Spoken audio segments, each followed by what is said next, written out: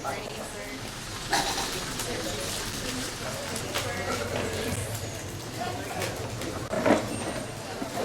time na yun.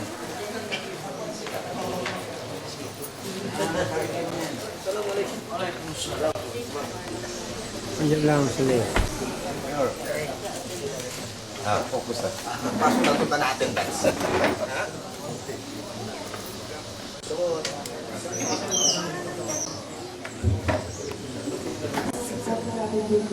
While we're waiting for the other participants to arrive, meron po tayo. Line of Diyos. The hands of God. Your help. Hopefully, we guys have to report. Thank you. Thank you so much.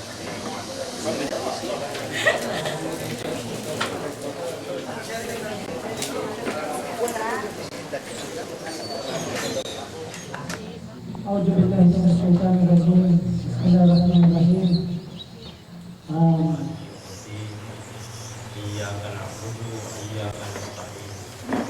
Follow by an invitation also by Miss Margie.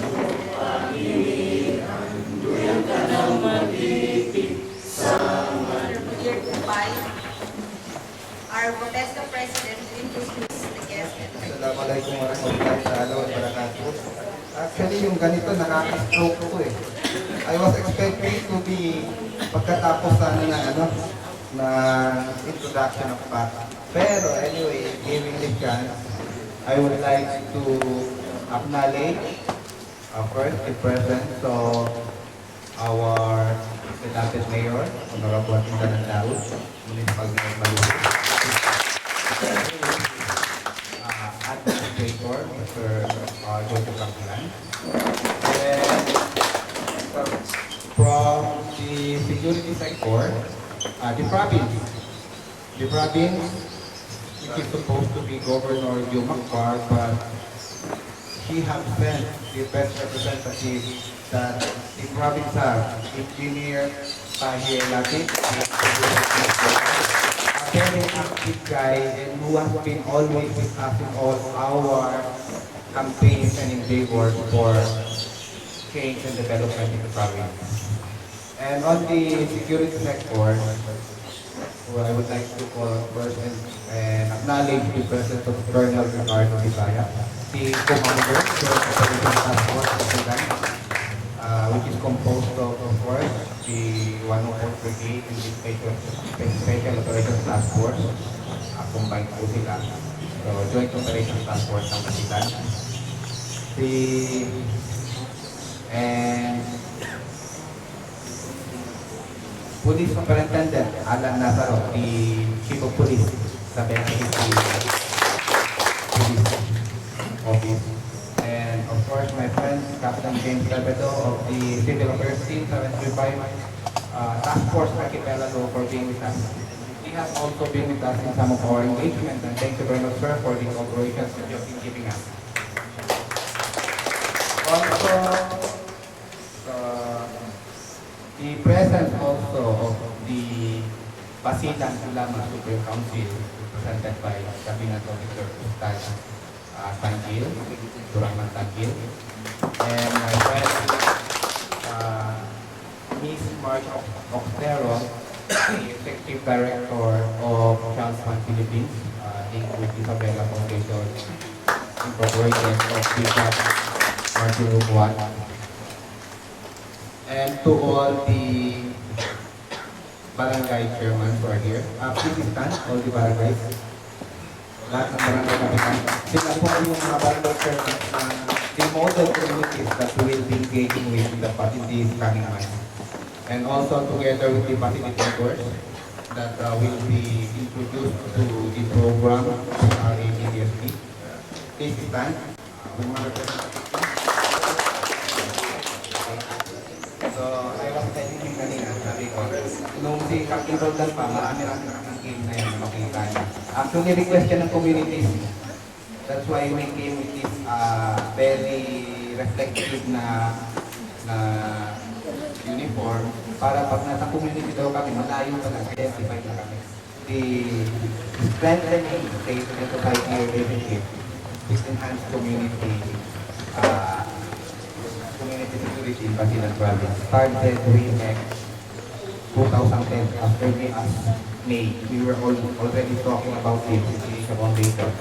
And this comes through a lot of serious preparation in order to make sure that the program that we will be giving the community are the ones that they needed.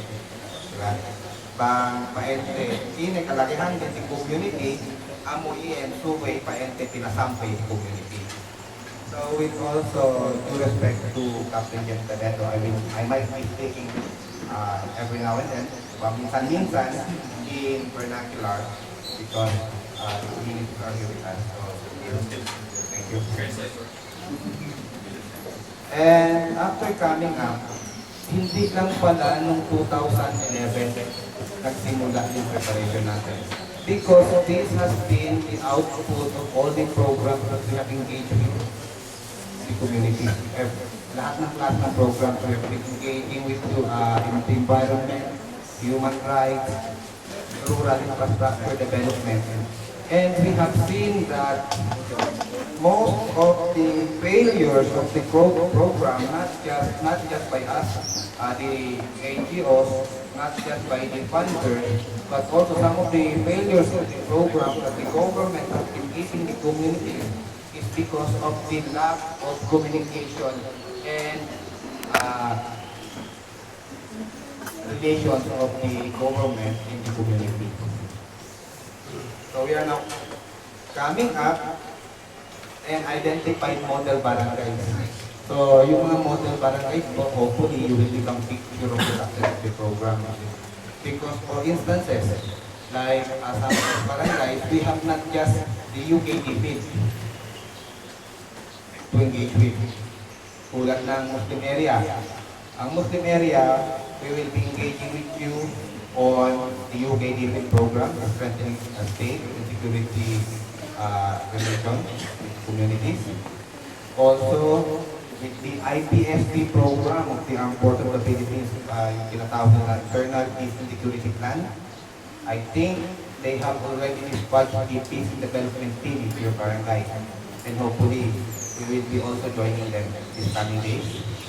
And also, we are looking forward to engaging again on rural infrastructure. And these are, inshallah, mapapigyan yung concreting. So, Mayor Daud here is very supportive of the program at maraming salamat sa inyo, pinapakita nyo yung concern ninyo. Dahil ito po talaga ang kailangan natin, yung we will be working together. And not only that, pasensya lang po, busy yung Department of Agriculture because these communities that we have been working with, noon pa, nung we were implementing the Department of State programs, we have been already asking them of what kind of other interventions that they need in the community.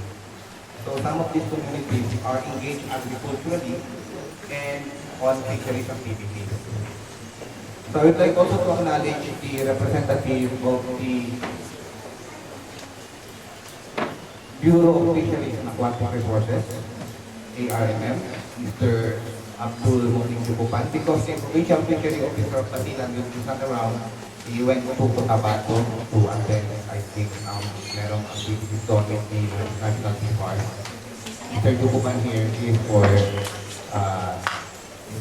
representing the BIPAR because in some of our communities in the islands, we have already started engaging them on livelihood activities on fishery resources. So the DA also, medyo paano hindi rin po pwede ngayon, although we invited them, dahil hindi po lahat ng communities natin ay nasa dagat. So meron din po tayong agricultural communities na we will be engaging also in trying to come up with agricultural programs for their livelihood activities. Other than that, medyo napahaba na po ata ng overview. Basta at the end of the day, ang gusto po natin mangyari dito ay the relationship of the state, which is of course the government, the provincial government, the municipal government, the barangay government, and state security sectors, including the Philippine National Police, will strengthen so that we will come up with a good communication link and understanding on the needs of the community. And this program, of course, is not possible without the support given by United Kingdom Department for International Development, para the aid. No? When you're in the United States, you know that you're paying in UK to give it.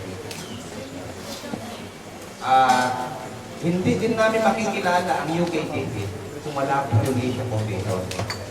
Palakpakan po natin, meron dalawa dito na isang program na dito, ang Asia Foundation, Ma'am Ironesa Tomado, and Ma'am Nadine Ragudyan. They are here. So sila po ang tumulong sa atin na mag-sponsor ng program. Let's welcome Mr. Astrid Gitili, our best Vice President, who's going to give us his welcome address. Nagpapasalamat po talaga kami kasi marami pong nag-attend, nag-participate. Halos lahat po ng areas natin na identified barangays dito po. They are being represented and we are very thankful on behalf of the organization Bapesda together with the Asia Foundation. Your presence is really appreciated. Nagpapasalamat po talaga. Ganun nga po, dapat sana natin na kayo welcome. Nevertheless, I will not prolong yung speech po. The organization, Bapesda organization, dadalhin ko na po yung pangalan ng Asia Foundation again. We would like to welcome you to our launching program for this day. Ito na po yung umpisa, hindi po tayo mag-end dito. There will be tuguan na engagement sa community, yun po yung importante. Sana po yung araw na ito magiging budyat ng seguridad and society relationship na to be strengthened. Yun po talaga yung problema natin dito. What will receive an information, a report that the trust of the community towards the security forces are not that strong anymore. And likewise, vice versa. There is also building mistrust from the security sector towards the community when it comes to the areas, the hotspot areas out there. That is what we'd like to change. We would like to bring back the relationship of our security forces community to work hand in hand para po ma-develop yung area natin. Para hindi po magiging sikat yung Basilan dahil sa gulo. Gusto po natin maging sikat yung Basilan dahil sa potensyal na resources nandito, potensyal na kagandahang loob ng mataong Basilan.